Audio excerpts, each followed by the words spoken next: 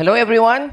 An enriching Sunday, my dear kapamuso. A triumphant Sunday, my dear kapamuso. Mga kapatid. Satisfying Sunday, mga mahal kong kapamuso at inyong mga kapatid. Isang kumukutitap na araw at... Hello! Isang nangingibabaw na araw ng linggo sa inyo, mga mahal kong kapamuso.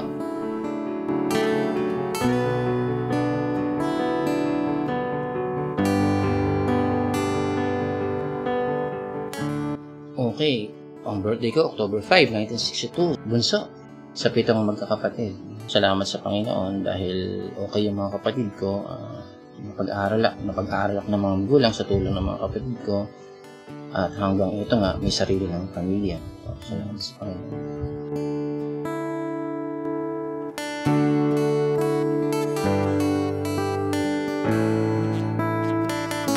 Lumipat lang ako dito sa nung ikinasal na. Dahil sa laki akong Manila, so nag-aaral ako sa paaralan doon.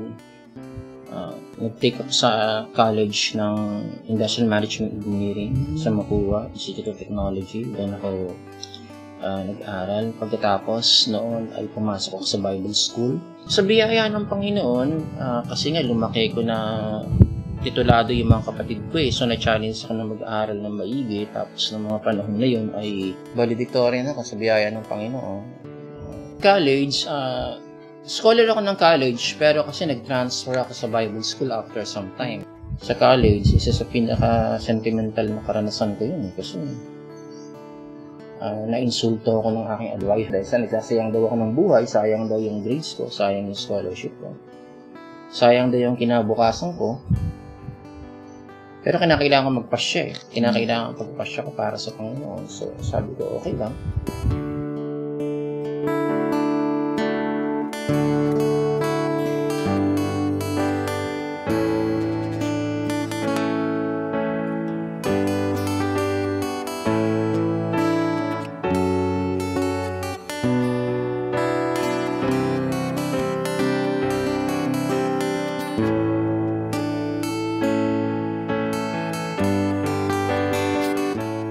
Tinanggap ko ang Panginoon bilang personal akong tagapagligtas.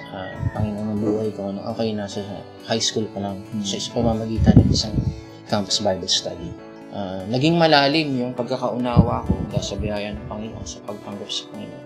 Naging active ako noon bago matula pa akong local church, naging active ako sa campus ministry. Sa Bulacan, yung tagapagsalitang naimbitahan namin, meron siyang gift ng discernment. Nilapitan niya ako. Tapos sinabi niya sa akin, tinatawag kang magpastor.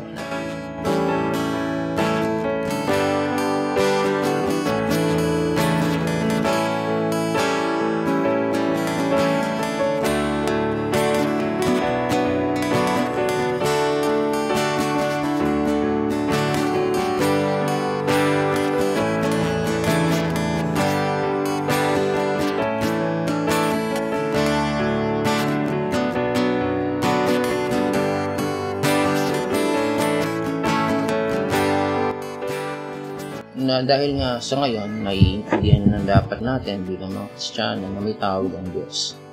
Sa akin, naging malino na tinawag niya ako ng pastor.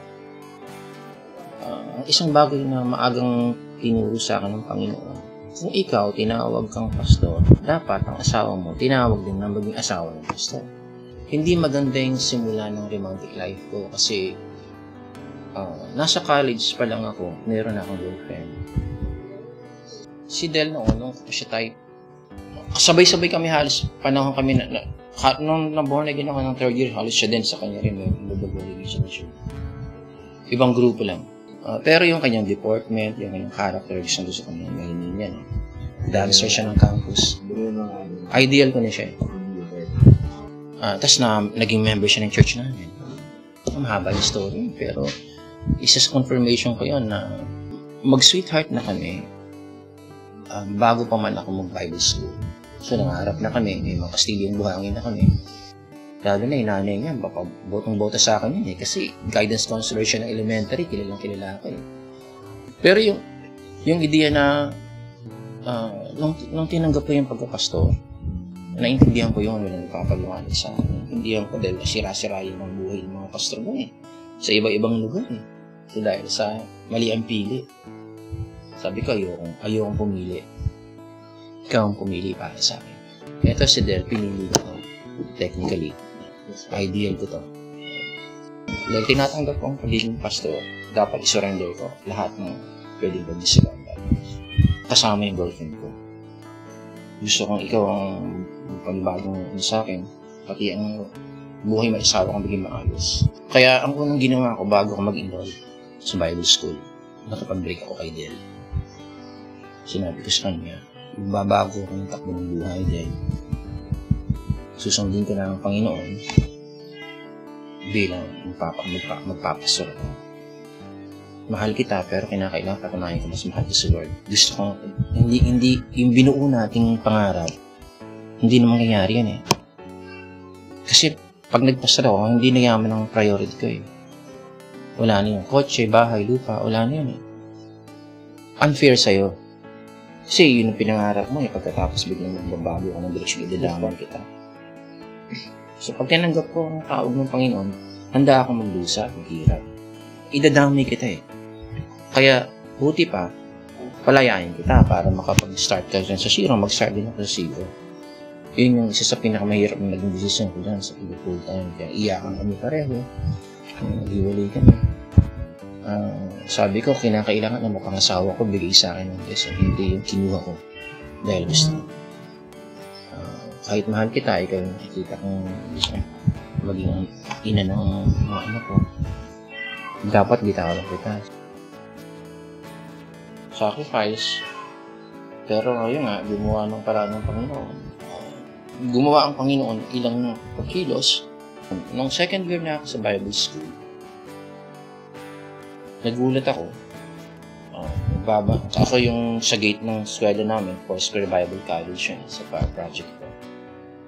Pumasok siya. Uy! Ginagawa mo dito. Sabi niya, nagba-Bible school siya. Pero yun ang isang mga patunay na tinatawag din siya. In other words, nagpang-abot kami sa Bible school.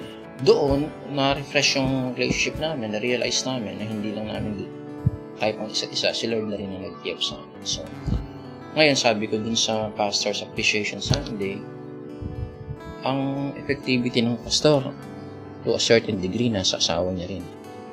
Ang asawa, ang dami namin dinaanan. Papasalamat ako sa Panginoon. Kung hindi siya din lang na pangasawa ko, baka hindi ko kinaya ang stress ng pagpapastor. Kaya nagpapasalamat ako sa Panginoon dahil si Del talagang help me siya sa akin. Talagang binigay siya ng Panginoon sa akin at yung pagpapalaki niya sa mga anak namin, ngayon sa mga apo, yung suporta niya sa ministry. Mahirap maging pastor's wife eh. Kasi ang pastor nasa limelight eh. Ang pastor's wife nasa dulo eh. Mahirap talaga maging pastor's kid kasi una may mga expectation na yung church. Minsan unfair, no? Siyempre, pressure sila. Actually, kung tatanungin mo sila Jairel, muntik na rin mag-rebelde ng una yan. Hindi pa nila kahit si Jehan. Lalo na kay Jehan, kasi kay isa-isa namin ko, babae anak, mahigpit kami talaga yan. Bawal lang ganito, bawal lang ganyan. Kasi talagang iniingatan namin yung pariwara, di ba? Yung pariwara yung anak, pag napariwara yung anak, damay na lahat eh. Sa tingin ko, nagawa naman namin yung mga fundamental na inaasahan sa paggabay sa bata. Papasalamat ako sa Panginoon kasi ginamit ng Lord lahat yun. Kaya ngayon, dala-dala nila yun. Disappointed sila sa akin kasi dahil mga mahigpit. Pero naintindihan din niya kasi lumaki sila sa Kristiyanong kultura, hindi nila yung panalangin, nakita na sila ng nila. Kaya ang saya-saya ng puso ko, tinitingin ko yung anak. Lagi kong sinasabi sa mga anak ko, kung nagkakaroon kami ng malalim na sharing, usapan, ganyan. Nagpapasalamat ako sa Panginoon kasi they matured in spite of me. Yun ang key statement ko lagi. Nag-mature ang mga anak ko sa kabila ko. Hindi ko sinabing they matured because of me kasi yun ang ideal eh.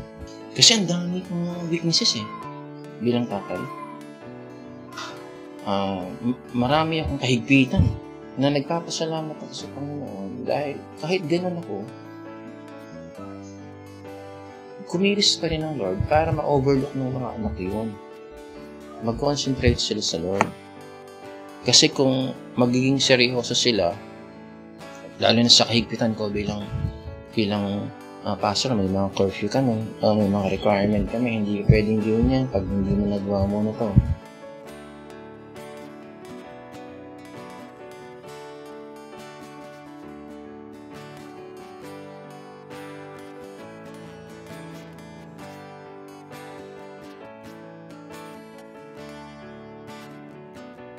Dapat makita sa akin yung desire ko na gusto ko talaga maglingkod sa Lord. Dahil gusto ko maglingkod sa Lord, dapat lahat ng elemento na kinakailangan, sikapin ko. Even, yung umami ng mga kahinaan, humingi ng tulong, yung huwag mag-compromise. Diba? Yun yung idea dyan. At saka yung magsimula doon sa talagang naiintindihan yung tawag. Ito ang aking tawag, ito ang tawag para sa akin.